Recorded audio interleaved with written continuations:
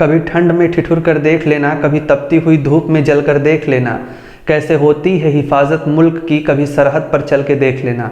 नमस्ते नमस्कार, हमारा नाम है सिब्बू और आज इस सेना दिवस के अवसर पर मैं अपना यह वीडियो समर्पित करता हूं भारतीय सेना के नाम, हिंद देश के हर उस जवान के नाम जो हमारी रक्षा के लिए भारतीय सेना में शामिल है, शामिल रहा है या फिर आने वाले भविष्य में शामिल होगा। जो लोग हमारी रक्षा के लिए सीमा पर तैनात हैं, तैनात थे या फिर तैनात होंगे, आज मैं उनको प्रणाम करता हूं। यदि आपको नहीं पता है कि सेना दिवस क्यों मनाया जाता है तो मैं आपको बता दूं कि इसके पीछे एक बड़ी रोचक कहानी है। भारत देश आजाद हो चुका था और भारतीय सेना की कमान किसे सौंपी जाए इसका निर्णय लेना भी बाकी था। उस वक्त के तत्कालीन प्रधानमंत्री जवाहरलाल नेहरू जी ने एक बड़ी मीटिंग बुलाई। उस मीटिंग में उस वक्त के कुछ बड़े ऑफिसर सम्मिलित हुए, कुछ आर्मी ऑफिसर्स और कुछ बड़े लीडर्स। नेहरू जी ने कहा, मुझे ऐसा लगता है कि हमें अपने देश की कमान किसी ब्रिटिश ऑफिसर को सौंप देनी चाहिए, किसी बड़े अंग्रेज अधिकारी को सौंप देनी चाहिए। उन्होंने कहा क्योंकि हमारे पास कोई ऐसा अधिकारी नहीं है जिसने कभी आजाद सेना का नेतृत्व किया हो। हालांकि इस बात पर सब लोगों ने हामी भरी सिवाय एक व्यक्ति के, वो थे लेफ्टिनेंट जनरल नाथू सिंह राठौर। उन्होंने कहा मेरा ऐसा मानना नहीं है। उन्होंने कहा ऐसे तो देश की भी कमान किसी अंग्रेज अधिकारी को सौंप देनी चाहिए क्योंकि हमारे पास भी कोई ऐसा नेता नहीं है जिसने कभी आजाद देश का नेतृत्व किया हो। इस बात पर जवाहरलाल नेहरू उनकी तरफ पलटे और बोले, क्या आपके हाथ में कमान सौंप देनी चाहिए? हालांकि अच्छा मौका था, नाथू सिंह राठौर साहब चाहते तो चौका मार सकते थे, लेकिन उन्होंने कहा जी नहीं, हमारे पास एक और काबिल ऑफिसर है, उसका नाम है लेफ्टिनेंट जनरल के.एम. करियप्पा। 15 जनवरी सन 1949 तक भारतीय सेना की कमान अंग्रेजों के हाथ में थी, ब्रिटिश ऑफिसर्स के हाथ में थी। 15 जनवरी सन 1949 यह वह दिन था जिस दिन एक भारत के रहने वाले भारतीय व्यक्ति को भारतीय सेना का नेतृत्व करने का मौका मिला और वो व्यक्ति थे lieutenant general KM. Cariappa.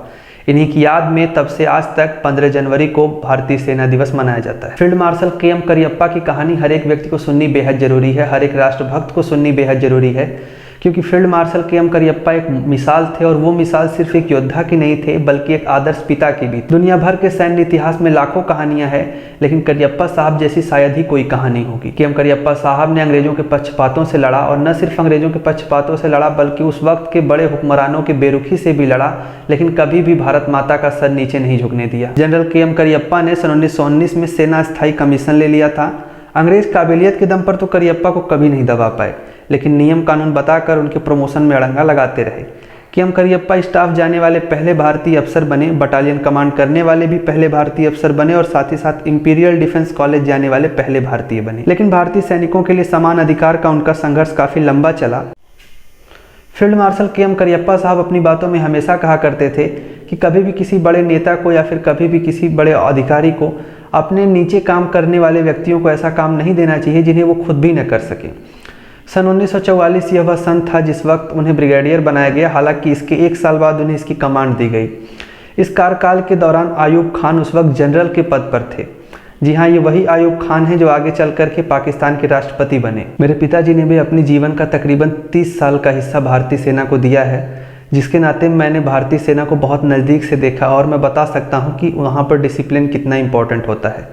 KM. Cariappa साहब के जीवन से सीखने वाली हजारों बातें हैं, जिनमें सबसे मुख्य है डिसिप्लिन। इसके पीछे भी एक बड़ी रोचक कहानी है। उनके बेटे नंदू करियप्पा जब अपने पिता की जीवनी लिख रहे होते हैं तो वो बताते हैं कि किस तरह से जब उनको राष्ट्रपति भवन में फील्ड मार्शल का खिताब मिलने वाला था तो उस वक्त उनके दाहिने पैर की छोटी उंगली में चोट लगी हुई थी, जिस वजह से वो घर पर एक पैर में जूता और दूसरे पैर में चप्पल पहना करते। उनके बेटों ने कहा कि पिताजी, जब आपको राष्ट्रपति भवन बुलाया जाएगा तो आप चप्पल ही पहन कर जाइएगा, वरना आपके पैर में दर्द होगा। उन्होंने उनकी एक नहीं मानी बल्कि नुकीलेदार जूते पहनकर चले गए और बिना किसी वॉकिंग स्टिक के तकरीबन 10 मिनट वहां पर खड़े रहे।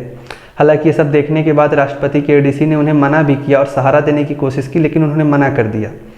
ये बात इस वजह से इतनी खास है क्योंकि उस वक्त उनकी उम्र तकरीबन 87 वर्ष थी। 87 वर्ष की आयु में भी इतने कड़े अनुशासन को फॉलो करना ये किसी आम व्यक्ति के बस की बात नहीं है। डिसिप्लिन जीवन में बहुत जरूरी होता है। एक और वाकया उनके बेटे नंदू करियप्पा अपने पिता की लिखी हुई जीवनी में बताते हैं कि किस तरह जब उनके पिता एक बार कार से किसी पहाड़ी इलाके से गुजर रहे थे तो उन्होंने देखा कुछ पठान महिलाएं अपने सर पर पानी के बड़े बड़े बर्तन में पानी भरकर लेके जा रही होती हैं।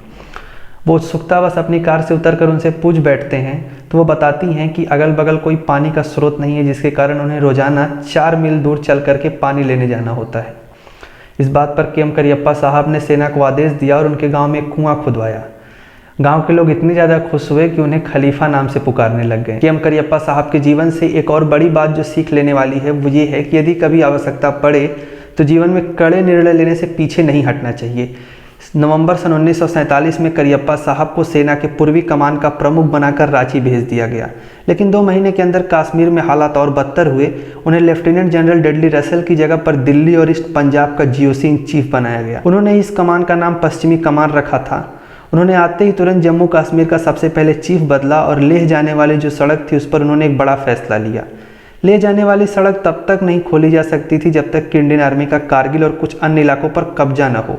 तो ऊपर के ऑर्डर्स की अवहेलना करते हुए करियप्पा साहब ने वही किया जो उन्हें करना चाहिए था।